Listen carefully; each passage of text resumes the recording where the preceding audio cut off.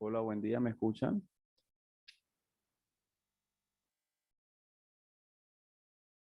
Buenos días, Buenos días. ¿cómo están? ¿Cómo les va? ¿Me escuchan? ¿Se ve la pantalla compartida?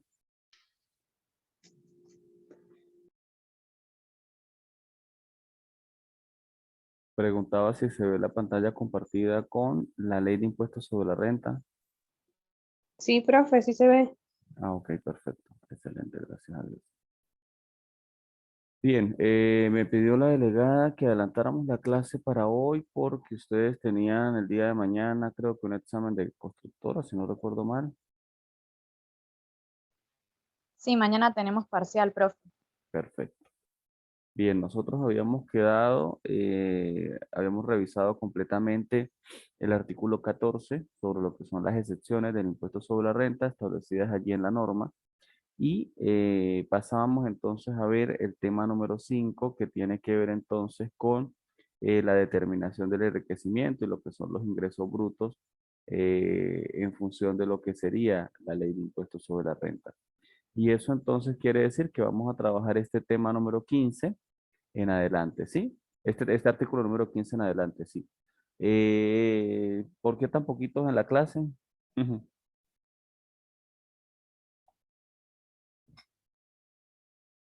No sé si alguna de las puras niñas creo que hay hoy conectadas me colaboran con la lectura de la clase. De todas maneras, la vamos a grabar para pues, cualquier cosa la puedan ver en diferido los demás muchachos. Si alguna me ayuda con la lectura del artículo 15, por favor. A los fines de la determinación de los enriquecimientos exentos del impuesto sobre la renta, se aplicarán las normas de este derecho con rango, valor y fuerza de ley, determinantes de los ingresos, costos y deducciones de los enriquecimientos gravables. Los costos y deducciones comunes aplicables a los ingresos cuyas rentas resulten gravables o exentas se distribuirán en forma proporcional. Ok, entonces este artículo 15 hace referencia a que van a existir una serie de ingresos, esos ingresos posiblemente entonces sean ingresos exentos. Debemos nosotros cuando vamos a hacer el cálculo de impuestos sobre la renta, hacer algo que nosotros llamamos la conciliación fiscal. La conciliación fiscal contiene varias situaciones, una de esas es excluir de una u otra forma todos esos supuestos que estaban en el artículo 14 y adicionalmente otros más que vamos a revisar en lo sucesivo. Muchas veces vamos a tener entonces, por ejemplo, algún tipo de tributo que no es deducible del impuesto sobre la renta. Creo que habíamos conversado de esos tributos, como por ejemplo podrían ser los impuestos a grandes patrimonios, los impuestos a grandes transacciones financieras. Entonces, pues al momento de que nosotros determinemos todo eso, vamos entonces a hacer un cálculo completo y vamos a tratar de excluir parte de esos ingresos que no formarán parte entonces de la renta, ¿sí? Vamos ahora entonces con el artículo 16.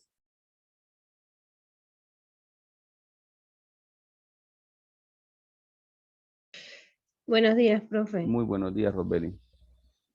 El artículo 16. El ingreso bruto global de los contribuyentes a los que se refiere el artículo 7 de este decreto con rango, valor y fuerza de ley estará constituido por el monto de las ventas de bienes y servicios en general, de los arrendamientos y de cualquiera otros proventos, regulares o accidentales, tales como los producidos por el trabajo bajo la relación de dependencia o por el libre ejercicio de profesiones no mercantiles y los provenientes de regalías o participaciones análogas, salvo lo que en contrario establezca la ley. A los fines de la determinación del monto del ingreso bruto de fuente extranjera, deberá aplicarse el tipo de cambio promedio del ejercicio fiscal en el país, conforme a la metodología empleada por el Banco Central de Venezuela. Ok, una entonces de las cosas que establece el artículo 16 es cuáles son entonces los ingresos que van a formar parte del cálculo de impuestos sobre la renta de forma general. Y hay una condición interesante porque a veces se trata de entender que los dependientes o las personas asalariadas no pagan impuestos sobre la renta. Y ahí mismo en ese artículo 16 dice el trabajo o relación de dependencia por el libre ejercicio de profesiones no mercantiles. O sea que allí deja inequívocamente que los honorarios profesionales y así también los sueldos y salarios formarán parte entonces de el pago de impuestos sobre la renta. Además de eso, todo lo que tiene que ver con regalías, con esas empresas que aplican la tarifa número 3, que tiene que ver con hidrocarburos, esas empresas entonces también tendrán que pagar adicionalmente, pues inequívocamente el impuesto sobre la renta y obviamente todo lo que corresponda a fuente extranjera, ingresos que vengan o provenientes de fuente extranjera, esos ingresos van a tener entonces que ser declarados también en el contexto del impuesto sobre la renta, pero bajo una metodología de tipo de cambio promedio, dice así la normativa emitida por el Banco Central de Venezuela. Significa entonces que se supone que fueron ingresos provenientes en distintos momentos, por lo tanto, esos ingresos van a tener distintos tipos de cambio al momento de que fueron ingresados a Venezuela.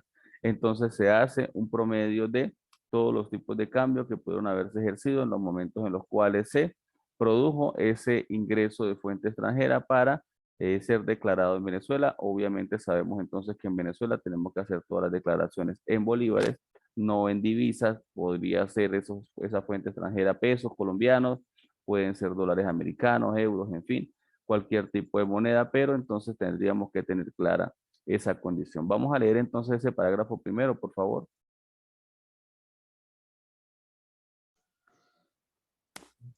Parágrafo primero. Se consideran también ventas las exportaciones de bienes de cualquier clase, sean cultivados, extraídos, producidos o aquí para ser vendidos, salvo prueba en contrario y conforme a las normas que establezca el reglamento. Aquí lo único que entonces que todo lo que tenga que ver con procedimiento de exportación, eso también formará parte de ingresos, independientemente de que esos ingresos no van a ser en bolívares, sino van a ser en divisas. Cada vez que nosotros realicemos cualquier proceso de exportaciones o cualquier proceso de importación, seguramente toda esa mercancía va a ser valorada, por supuesto, no solamente en bolívares, sino también en otra moneda, que es la moneda seguramente de pago. Generalmente la moneda de pago pues, es el dólar americano. Parágrafo segundo, continuamos con ese. Parágrafo segundo. Los ingresos obtenidos a títulos de gastos de representación por gerentes, directores, administradores o cualquier otro empleado que por la naturaleza de sus funciones deba realizar gastos en representación de la empresa.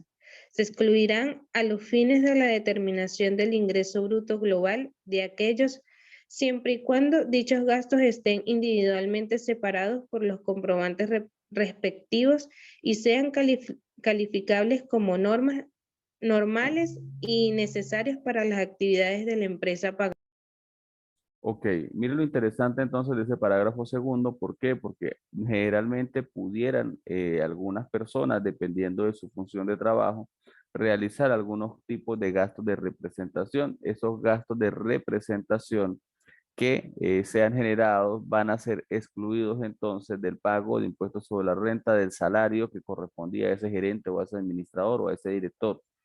Es claro entonces que una cosa es el sueldo y salario que venga esa persona, ya sea bajo la figura de honorarios profesionales o ya sea bajo la relación de dependencia, y otra cosa diferente son cualquier otro ingreso distinto para realizar la función, en este caso cualquier otro ingreso que se le hubiera dado a esa persona para que viajara a una ciudad diferente, su pernota, su comida, en fin, todo lo que corresponde a realizar esa actividad profesional a la que de una u otra manera se debe. Entonces, en ese caso, vamos a tener una serie de gastos que pudiéramos entonces determinar como gastos de representación. Eso cuando vayamos a hacer ejercicios en un examen va a quedar reflejado como que ese es el gasto correspondiente a representación de cierta actividad y entonces ustedes deben hacer esa clasificación para decidir, así como lo hicieron en la lectura del artículo 14 de todos esos que estaban allí, si ese va a ser incluido para el cálculo de impuestos sobre la renta o va a ser excluido. En el caso entonces de que ya entendamos y tenemos claro de que es un gasto de representación, sencillamente lo vamos a excluir de ese ingreso total, ¿ok? Vamos entonces con el parágrafo tercero.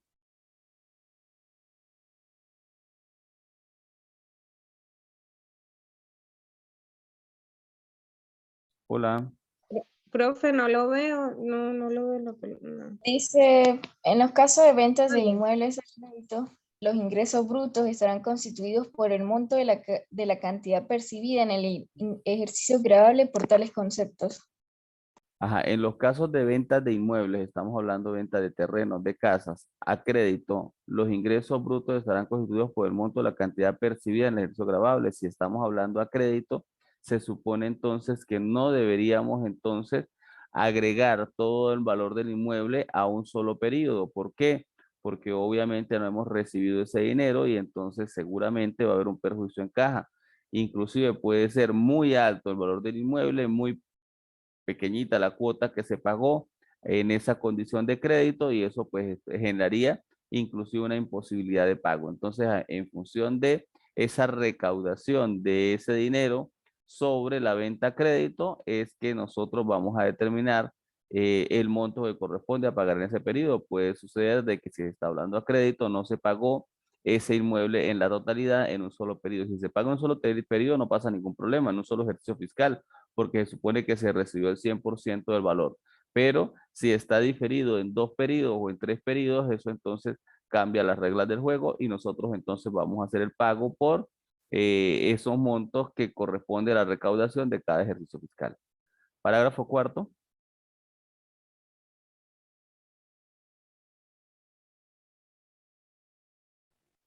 Los viáticos obtenidos como consecuencia de la prestación de servicios personales bajo Profesionales. relación de dependencia se excluirán a los fines de la determinación del ingreso bruto global a que se refiere el encabezamiento de este artículo, siempre y cuando el gasto esté individualmente soportado con el comprobante respectivo y sea normal y necesario. También se excluirá el ingreso bruto global de los rendimentos de los sujetos de impuestos proporcionales. Ojo, eso quiere decir igual que los gastos de representación del parágrafo segundo. Todos los gastos que corresponden a viáticos en función de la prestación del servicio particularísima de esa persona. Puede ser un gerente de ventas que tiene la necesidad de viajar. Eso entonces será parte de esa exclusión del ingreso total para el cálculo del impuesto sobre la renta. Y miren lo que dice al final. Ese parágrafo cuarto dice también se excluirán del ingreso bruto global los enriquecimientos sujetos a impuestos proporcionales. Hay impuestos que son deducibles del impuesto sobre la renta y todos esos impuestos que hayan sido calificados por la misma normativa como deducibles de impuestos sobre la renta, entonces tendrá también la posibilidad el contribuyente de excluirlos para ese pago correspondiente. Sin embargo, hemos visto cómo en las nuevas modificaciones legislativas en materia tributaria, el legislador casi en todas las normas que ha creado no ha dejado que esos tributos sean deducibles del impuesto sobre la renta y lo plasma en la misma norma que está creando. Y pues obviamente entonces genera una condición de mayor tributo adicional a que obviamente la tarifa no ayuda y pagamos el 34%, seguimos pagando el 16% de IVA, estamos pagando el 2% de impuestos de grandes transacciones financieras y, por ejemplo, ese grandes transacciones financieras no sería deducible entonces de ese impuesto sobre la renta. Vamos con el parágrafo quinto.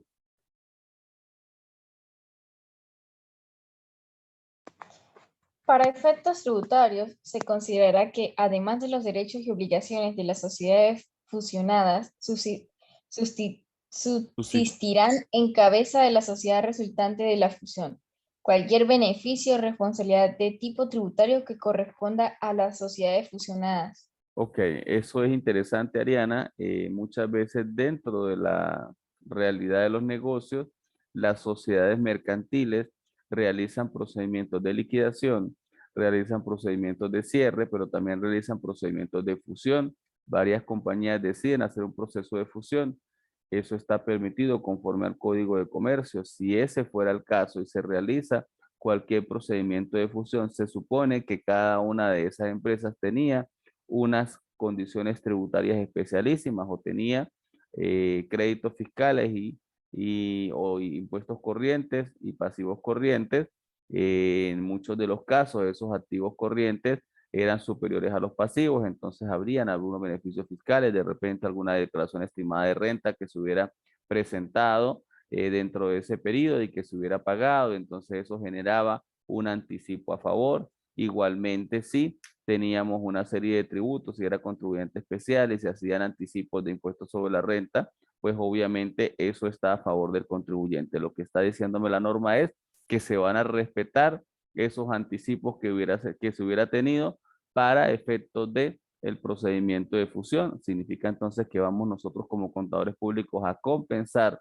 esos pasivos y activos corrientes de impuestos corrientes que hubieran tenido cada una de las empresas que se sometieron a la fusión. Entonces, fusión significa la unión de varias empresas o la constitución de esas empresas en una sola, la integración de todas ellas en una sola, desaparecen, si eran dos, queda solamente una, desaparece la otra, pero entonces vamos entonces a fusionar también esos créditos y débitos fiscales y si quedara algún beneficio a favor de la compañía que subsiste, que es la que continuaría en ese proceso de fusión, entonces ese crédito fiscal va a ser respetado conforme a lo que establece la ley de impuestos sobre la renta. ¿Dudas allí? O sea que lo que está diciendo, profesor, es, por ejemplo, si llega a haber dos, tres empresas que se unen y se fusionan, Ujú. cuando yo como contador se hace, no sé si se tiene que hacer un contrato con un abogado, cuando se hacen los estados financieros, pues para fusionar eso también, sumo las cantidades de tanto los créditos, los débitos, también sumo todo lo que tenga que ver con activos, pasivos y eso, todo, todo. Ariana, en el proceso, exacto, buena pregunta. Cuando vamos a suponer que fueran dos o tres empresas, vamos a colocar un número tres, sí, tres empresas. Esas tres empresas, al realizarse el proceso de fusión, se supone que cada una era independiente, era una persona jurídica con deberes y derechos, con RIG independiente, ¿sí? Al hacerse el proceso de fusión, lo primero que nosotros tenemos que hacer es hacer una integración o una consolidación de los estados financieros. Entonces vamos a tener en los estados financieros tres cajas, diferentes cuentas de banco, instituciones financieras. Vamos a tener adicionalmente de esos distintos inventarios. ¿Qué vamos a hacer con cada una de esas cuentas? Lo vamos a integrar en un solo estado financiero. Al final entonces vamos a tener una sola caja, una sola proporción de todas las entidades financieras. Habrá que entonces negociar con cada entidad financiera para mantener cada una de las cuentas que se tienen o las líneas de crédito si fuera el caso. Y así sucesivamente, como lo hacemos con cualquier cuenta y con la cuenta de propiedad, planta y equipo, que es una de las más importantes, lo tenemos que hacer con las cuentas de tributarias, con las cuentas de impuestos sobre activos corrientes o pasivos corrientes. Allí vamos entonces a determinar también cuáles eran esos pasivos que se tenían en esas tres empresas y cuáles de esas tres empresas generaban también un activo en lo que corresponde a los tributos. Ese activo, si quedare a favor de la empresa fusionada, sencillamente va a ser deducible del impuesto sobre la renta. Va a ser permisible que nosotros podamos entonces utilizar ese dinero que está allí como un anticipo, en este caso en materia tributaria. El Profe, abogado, una pregunta. Ariana, el abogado, por si acaso me hablaste del abogado, el abogado solamente lo que hace es redactar ante el registro mercantil el acta. Nosotros como contadores públicos hacemos todo lo demás. Nosotros tenemos que montar toda la información consolidada de esos estados financieros. Consolidar significa unir todos los valores que se encuentran en cada cuenta. Eso se da cuando se dan estos procesos de fusión o cuando hay consorcios, empresas que tienen los mismos accionistas y tenemos que presentar información consolidada.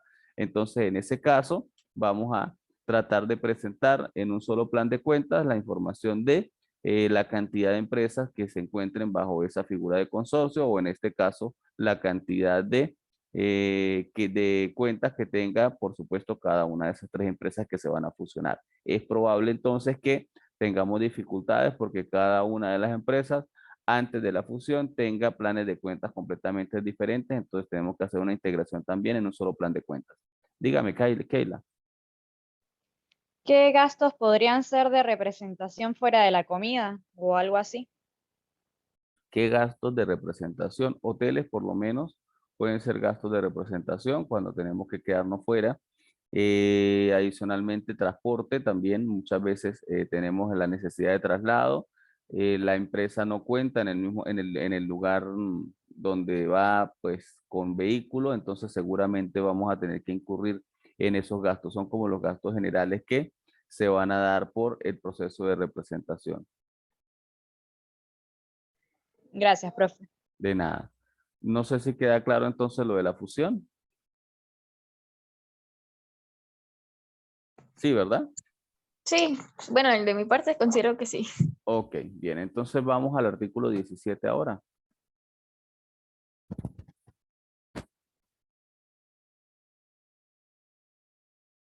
Dice, no se incluirán dentro de los ingresos brutos de las personas naturales los provenientes de la enajenación del inmueble que le haya servido de vivienda principal, siempre que concurran las circunstancias siguientes. Ajá, paramos. ¿Qué será vivienda principal? ¿Qué entienden ustedes como vivienda principal? Es la casa en donde yo tengo mi domicilio. Y solamente el hecho de que ya sea la casa Registrado donde tenga su domicilio es vivienda principal. Muchachos, hay dos figuras que se parecen, ¿sí? Una es la vivienda principal, que es la que está estableciendo aquí la ley de impuestos sobre la renta, y otra es la constitución de hogar, ¿ok? Voy a tratar de explicarlas rápidamente las dos. La vivienda principal, muchas veces una persona compra su casa, tiene su única casa, pero nunca va a la administración tributaria a registrarla como vivienda principal.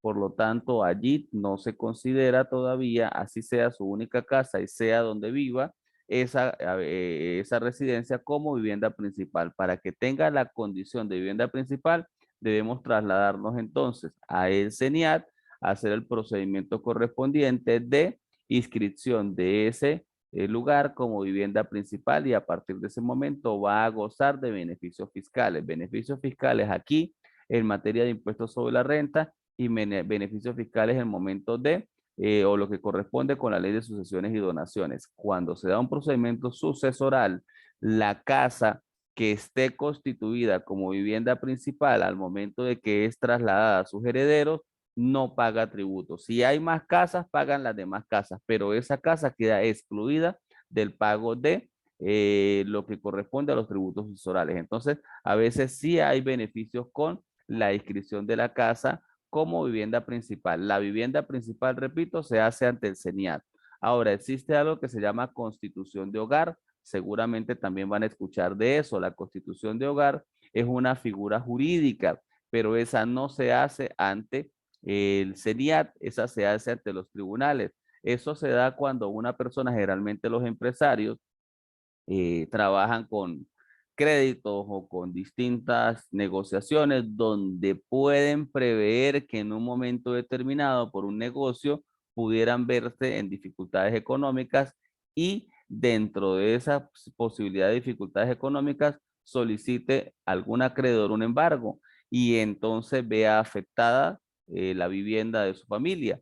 En ese caso, entonces, esa familia o esa persona puede solicitar al tribunal la constitución de hogar. Significa que va a tener una protección especialísima en materia jurisdiccional. ¿Para qué? Para que en cualquier caso nunca sea embargable esa casa, y esa constitución de hogar no solamente es la casa en sí, sino todas las cosas que se encontraren necesarias para la habitabilidad de su familia, como su casa, como sus camas, sus cocinas, neveras, en fin, las cosas básicas necesarias para el sustento de la familia. Entonces, son dos figuras que podrían parecerse, pero que son atribuibles a competencias distintas. La vivienda principal ante la administración tributaria, y la constitución de hogar ante la vía jurisdiccional. Para el procedimiento correspondiente se hace la publicación por carteles, donde en ese momento no exista ningún acreedor sobre esa persona, y entendiéndose eso, pues el tribunal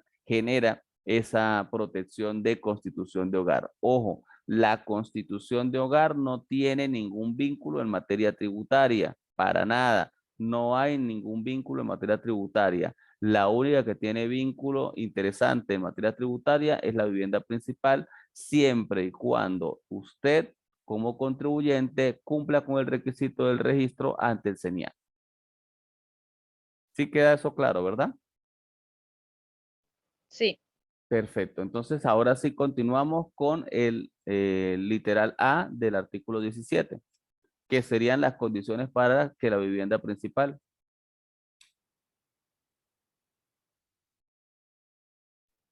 Dice que el contribuyente haya inscrito el respectivo inmueble como su vivienda principal en la administración de Hacienda de su jurisdicción dentro del plazo y demás requisitos de registro que señale el reglamento. Ujú. ¿Ve? Literal B, que el contribuyente haya invertido dentro de un plazo no mayor de 2 años, contados a partir de la enajenación o dentro del año precedente a esta, la totalidad o parte del producto de la venta en otro inmueble que sustituya el bien vendido como vivienda principal Ujú. y haya efectuado la inscripción de ese nuevo inmueble conforme lo establece el literal A de este artículo. Ok, entonces, ¿qué me está diciendo el artículo 17? Ojo, que yo puedo vender mi casa si está como vivienda principal y tengo un lapso de cuánto tiempo para comprar otra en las mismas condiciones para que ese dinero no forme parte de un pago de impuestos sobre la renta.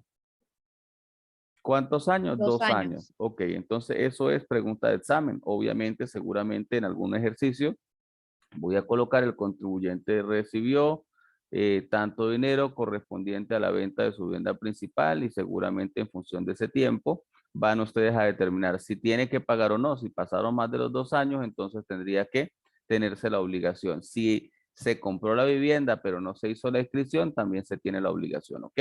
Eso es más o menos parte de lo que tenemos que tener claro para efectos de los ejercicios de impuestos sobre la renta. Vamos entonces con el parágrafo primero. Profe, una pregunta. ¿Sí? Keila. Por ejemplo, si yo hago constitución de hogar y Ujú. más adelante se pide un crédito hipotecario sobre la casa, ¿eso tiene que ver una cosa con la otra? No le van a aceptar el crédito hipotecario sobre la constitución de hogar porque se supone usted que tiene protección especialísima sobre esa casa. Esa casa sale casi que de su contexto patrimonial para que no sea nunca enajenable, Keila. Ok, profe. Bien, ojo, la construcción de hogar pudiera llegar en algunos casos a ser parte también de vivienda principal. O sea, la tengo como constitución de hogar, pero también la registro como vivienda principal. Pero no necesariamente sucede así, ¿ok? Puede que sea una la vivienda principal y otra la constitución de hogar. Se han visto casos, ¿no? O sea, recuerde que se hace ante instituciones completamente diferentes. Bien, bueno, vamos con el parágrafo primero.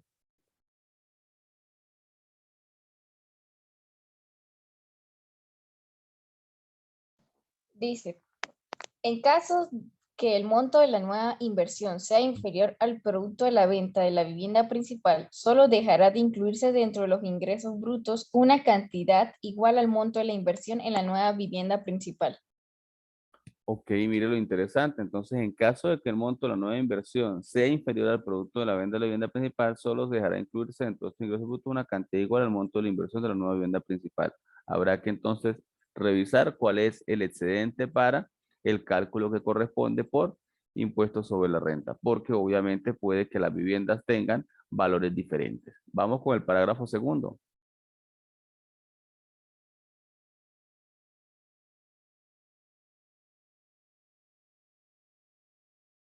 Leamos el segundo, por favor. Profe, se salió. Me salí. Ya va.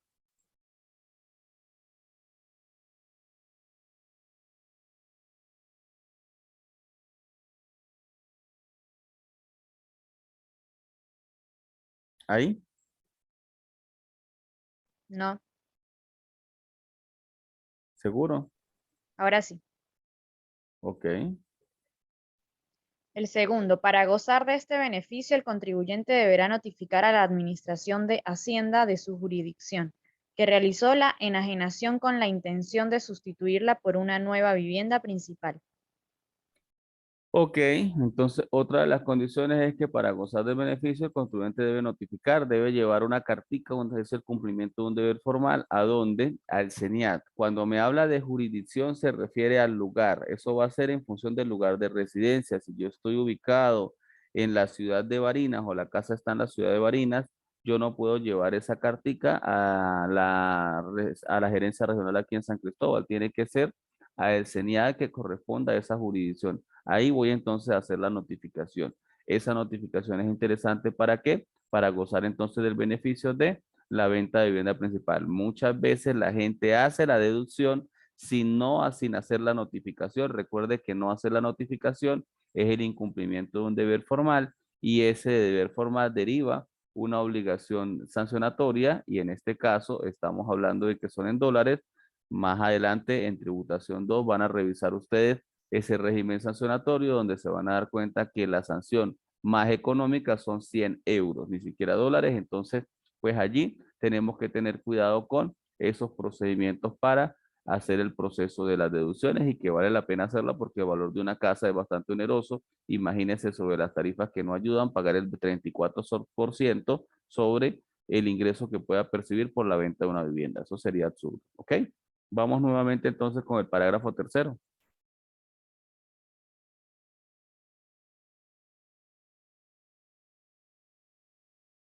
Mire que aquí, en este caso, ya estamos trabajando tema 6, o sea, tema 5 prácticamente fue el artículo 16, tema 6, el artículo 17, ¿sí? Es lo que le estoy colocando allí en el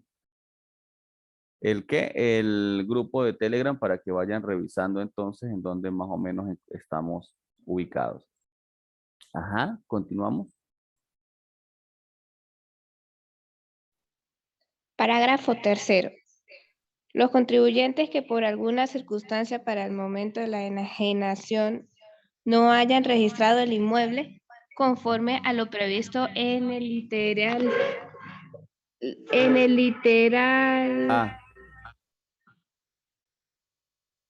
A del presente artículo, deberán probar a juicio de la administración que durante los 4 años anteriores el inmueble enajenado fue utilizado como su vivienda principal.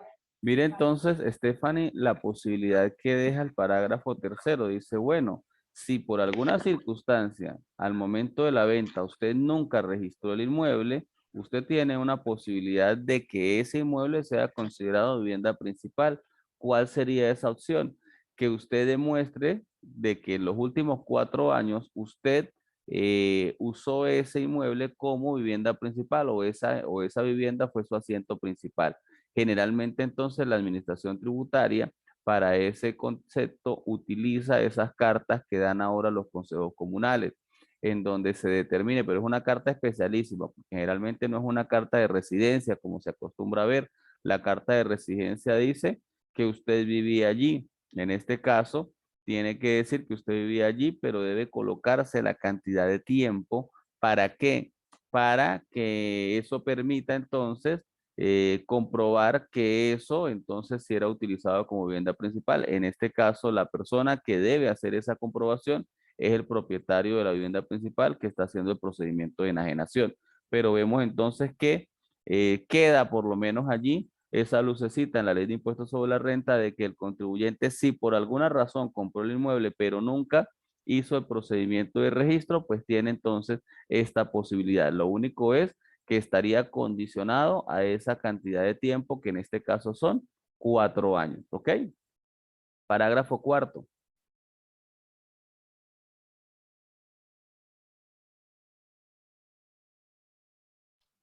Dice, quedan exentos de la obligación de adquirir nueva vivienda para gozar del beneficio de este artículo los contribuyentes mayores de 60 años que enajenen la vivienda principal.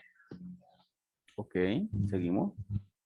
Los cónyuges no separados de bienes se considerarán a los efectos de esta disposición como un solo contribuyente y por tanto bastará que uno de ellos tenga la edad requerida en este parágrafo para que la comunidad conyugal goce del beneficio acordado. Bien, entonces esto es un cómico porque este ejemplo pues se hace muchas veces como si yo tengo una persona que tiene 60 años y a los 60 años decide vender su vivienda principal porque bueno, sencillamente dice que con ese dinero va a sobrevivir, eso cada cabeza es un mundo y puede pasar. Entonces eso significa que él no estaría obligado a ¿qué? A el pago de impuestos sobre la renta sobre el ingreso que perciba por la venta de ese inmueble. Ahora, si ese señor estaba casado, significa entonces que solo basta, mire como dice la última parte, los cónyuges no separados de bienes se consideran a los efectos de esta disposición como un solo contribuyente. Por lo tanto, bastará que uno de ellos tenga la edad requerida en este parágrafo para que la comunidad conyugal goce del beneficio. Si ese abuelito de 60 años estaba casado con una muchacha de 20, pues no ha pasado nada. La persona solamente cumpliendo con una de las dos condiciones tiene el beneficio entonces fiscal de que no se cancelaría y ya no tendríamos la condición de los 2 años para adquirir una nueva vivienda, sino que en este caso puede ser que la venta de esa vivienda sea permanente y no requiera entonces el pago entonces de impuestos sobre la renta, ¿sí? Esa entonces sería la condición especialísima. ¿Qué vimos entonces hasta ahora? Vimos todo lo que corresponde a la vivienda principal. ¿Qué resumimos entonces de todo esto que explicó el artículo 17? A ver, ¿quién hace un resumen?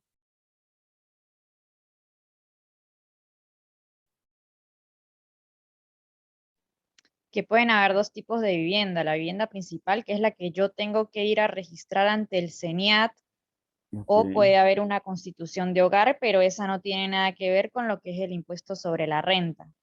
ok, Y habla de los parágrafos.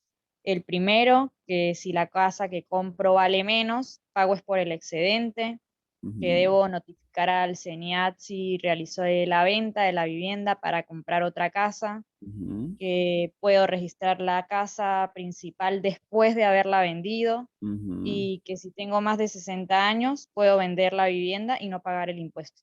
Excelente resumen, Keila. Y adicionalmente eso, entonces tenía que, cuando hago la venta, tengo 2 años para comprar una nueva vivienda, ¿sí? Eso es algo que tenemos que tener claro. Y en el caso, como decía Keila, de que no registre la vivienda como principal, tendría que demostrar 4 años de residencia en ese lugar. ¿Para qué? Para que la misma sea configurada como vivienda principal, ¿ok? Eso significa entonces que van a haber varias condiciones. El documento de compra de ese inmueble, pues tiene que tener una antigüedad superior a los 4 años, porque de lo contrario sería imposible de que usted estuviera allí. Y adicionalmente de eso que tenga entonces el visto bueno, llamémoslo así, de el Consejo Comunal que se corresponda a esa jurisdicción. ¿Para qué? Para que sea como la base de soporte al momento de que usted vaya a realizar el procedimiento. Queda entonces por ver entonces el tema 18, el tema 18, perdón, el tema 8, sí, sí, el tema 7, no llama, el tema 7, que es otros ingresos. Eso tiene que ver con el artículo 18, pero vamos entonces a dejar la clase hasta aquí, hasta lo que corresponde a vivienda principal, y pues entonces nos vemos nuevamente según el horario de trabajo. ¿Cuándo, Ariana? Déjame revisar el horario. El El jueves. jueves. Nos vemos entonces Dios mediante el jueves. Eso es correcto, ¿sí? En clase Sí, del profesor. jueves, éxitos mañana en ese examen que tienen, saquen 20, pónganse a estudiar. Gracias. Bueno, que Gracias, estén profe. bien. Hasta luego. Gracias, profe. De nada.